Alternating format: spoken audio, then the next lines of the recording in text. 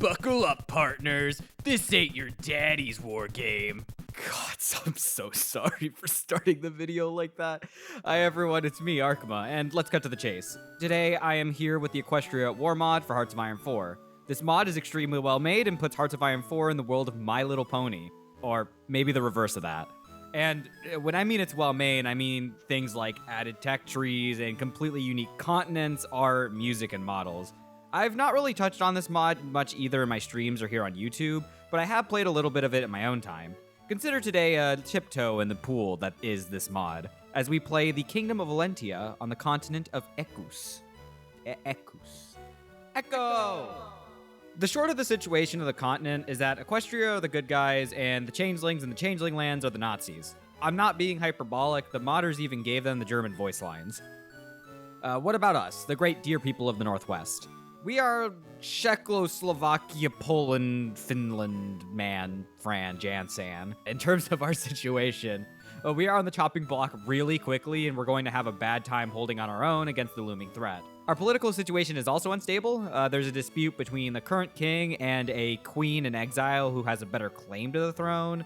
However, this instability means there's another group that, come in, seize power, and, mayhaps seize the means of production?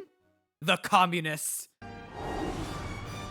One revolution later, and the deer have seized the means of production with our hooves. Do deer have hooves? Okay, they do. I'm not dumb. Score one for me. Though seizing power would seem like the hard part, the actual challenge is coming up quickly. In a short amount of time, the Changelings are going to demand some of our land, and we're going to need to set up some defenses. My main goal is to hold these points here, as I think it's the best terrain to hold with the least amount of troops, while keeping two cohesive lines. I won't have any forts built, however. We'll be relying mostly on the entrenchment of our troops. After rejecting the ultimatum from the Changelings, war is declared, and they move in quickly into my undefended areas. The southern line managed to hold with some micromanagement, and the lack of supply in the area starts devastating their troops. The northern line does not fare nearly as well, as my southern tile was pushed out. With no way to push back and the additional tile for defense meaning holding would be even harder, I opted to fall back further to the second river. The Changelings did not attempt another push when I got there, as attrition appeared in the north for them as well. After some time, they were battered heavily by General Winter. I proceeded to fight for minor encirclements, taking out as many units as I could before retreating back to the defensive lines. No matter the result of these excursions, they all ended once I was losing supply. These pushes were not done alone, however. Near the end of our communist section of the focus tree, we are able to join a faction with Stalingrad, a pony communist country on the eastern part of Equus. They mostly helped me with extra units on the front line, as well as sending me equipment. After some touch and go fighting in the north, I started moving my attention towards the south, where I saw some great opportunities. Pushing the line even on the river is not that bad since the enemy is undersupplied. This coastline is also far off from the main Changeling lands, so my navy is able to get supremacy in the area. This means a naval invasion is possible, and there's even a port in the city of Vaverfront. If I could take the port and move fast enough with the landing troops, I could cut off everything in between as the line in the west pushed. The plan launches and looks promising, but when the encirclement completed, I was not able to hold Ostkog due to low supply. I did manage to get the second encirclement of less divisions, but it definitely was not what I wanted. I attempted to continue pushing this line, but the supply was just way too brutal. Due to this, I retreated to a further position so that I could regroup and possibly spring the trap again. Second time's the charm, like they say, and this time I got a really nice trap of the troops in the south. I was also able to temporarily push towards the north where I struggled earlier, but that mostly bought me time to kill the pocket. Once it cleared, and after I attempted to do some micro in the north, I started a full-on offensive in the south, re-securing the ports on the border with Equestria in the process. As the offensive started losing steam, I set up a good line and went back to the north to try and get more encirclements. With a few more of their units down, I turned my attention south, where I was starting to get slowly pushed back. I opted to sacrifice my prior gains and set up a line behind the river at Vaverfront, which fared much better against the opposing tanks. With both the north and southern front secure, I turned my attention towards the third front, the center. The central front was a part of the southern front at the very beginning of the war. Once offensives pushed below the impassable terrain here, however, I had to leave some troops to occupy the defensive terrain in the area where I was not pushing.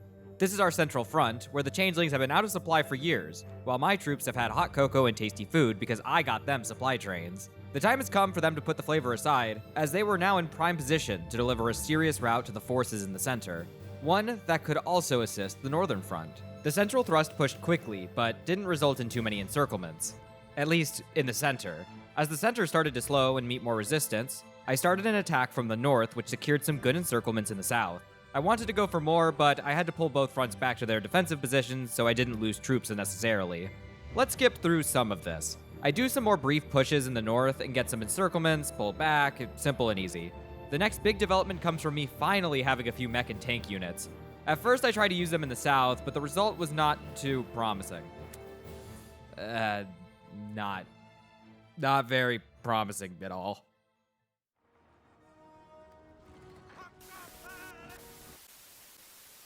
After that thing that didn't happen, my infantry managed to grab a good encirclement out of the awful circumstances.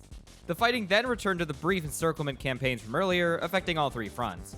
I soon received some new tank divisions to, replace the class enemies in charge of the last army, and I sent them to the north to help with the encirclements there instead. It worked really well, and the north and central fronts managed to work well together, though I was still missing that decisive encirclement. This last dual push did permanently move the northern front to a new defensive line, which signaled victory soon. With some more time and more attrition and pain inflicted upon the invaders, it was finally time for a grand offensive. A push from all three fronts to finally liberate the country in full.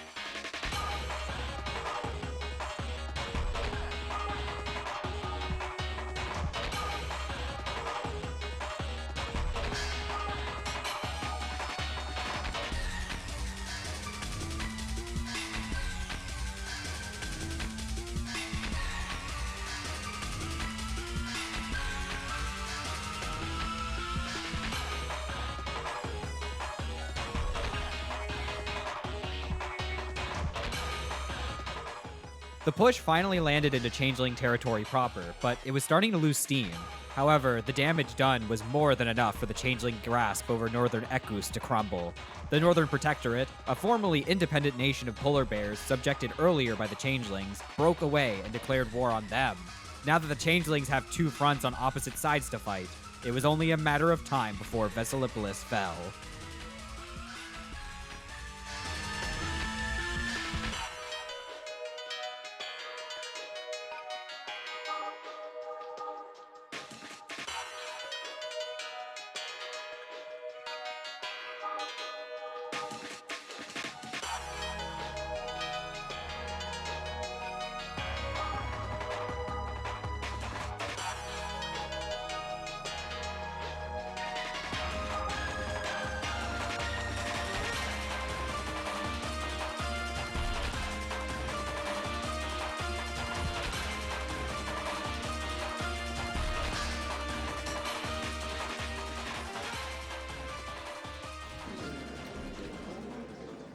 Finally, after so many dead, after so many years of suffering, holy shit, that lasted 11 years, it's over.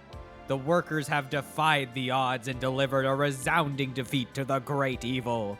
Now, that is where we're ending things. But Arkma, why not go attack Equestria? No.